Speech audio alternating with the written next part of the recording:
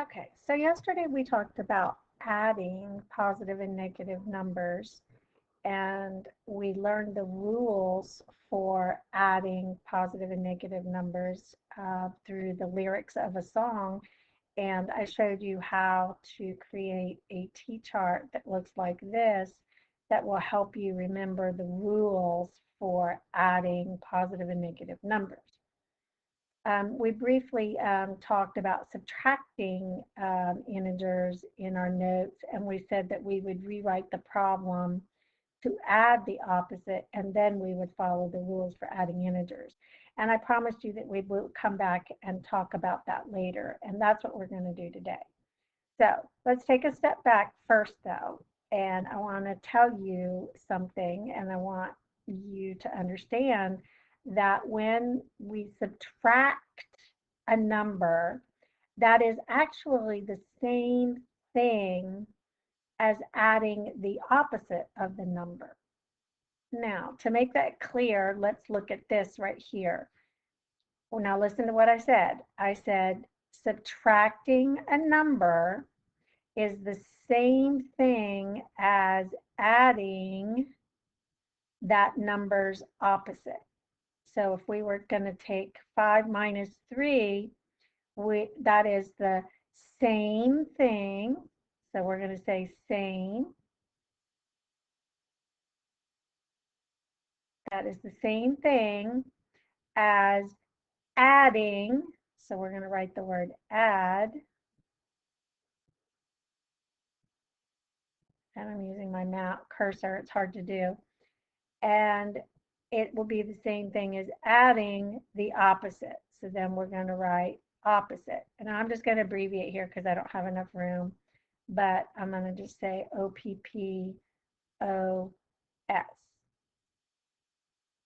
So that's what I want you to remember. I'm trying to prove to you that subtracting a number, so subtracting 3, is really the same thing as adding the opposite of 3. So subtracting 3 is really the same thing as adding the opposite of 3. So now let's take a quick look of that on the number line and see if we get the same answer.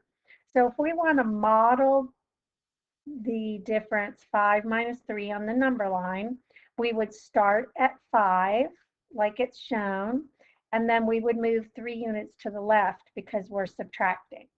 So if I hop 3 units, 1, 2, 3 units to the left, that takes me to 2, which makes sense because we know 5 minus 3 equals 2.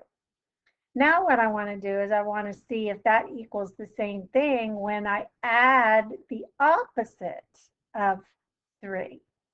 Okay, so we would do it in the same way. We would what? We would start at the 5. So we're going to start at 5.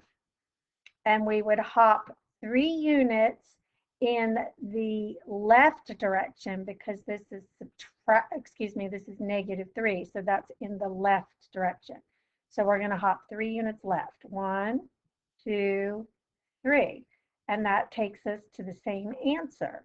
So for both problems, it equals 2. So I just showed you that when we subtract a number, it's the same thing as adding that number's opposite. Okay, so a quick way to remember this will be to remember the word SAO. So when we're subtracting, we want to remember SAO, same, add, opposite. So remember, when we subtract a number, we're doing the same thing as adding the opposite of a number. So let's take a quick look here again, and we're going to model and rewrite a subtraction problem. And we're going to follow these steps. We're going to say same, add, opposite. So subtraction is the same as adding the opposite. So if we wanted to find -1 minus 5 on the number line, we would start at -1, and then we would subtract 5. So I'm going to hop 5 units to the left. 1, 2, 3, 4, 5 units to the left because we're subtracting. So that means the answer is -6. Okay, so now let's use our SAO strategy. And now we know that we can rewrite the subtraction problem as an addition problem where we're adding the opposite.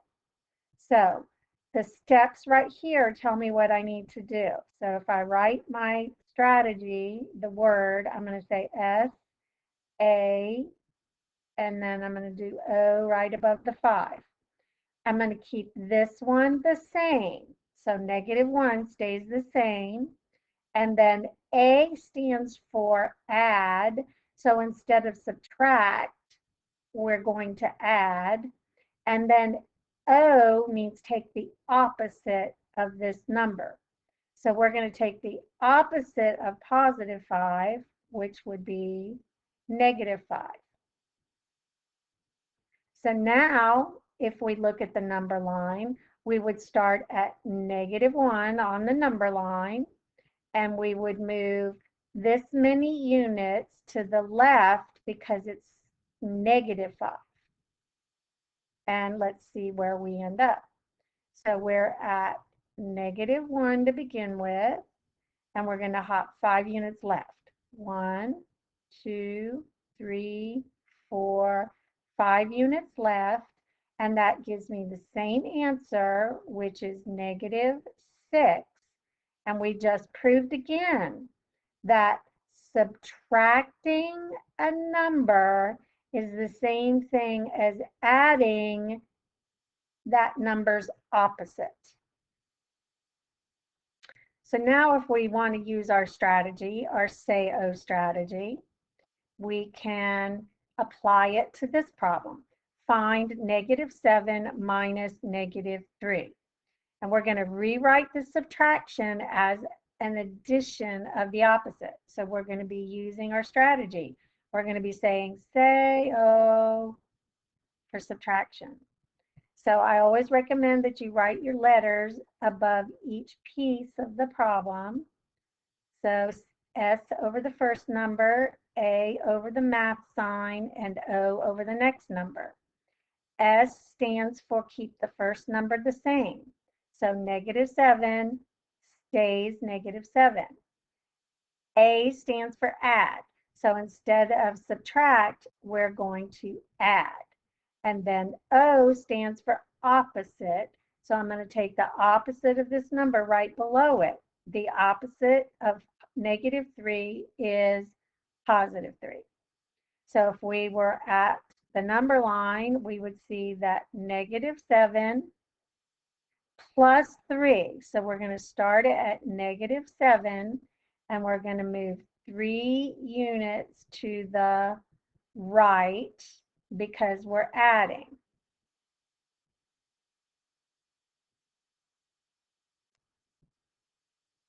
So we're going to go -7, and we're going to go 1, 2, 3 units to the right, and that takes me to -4.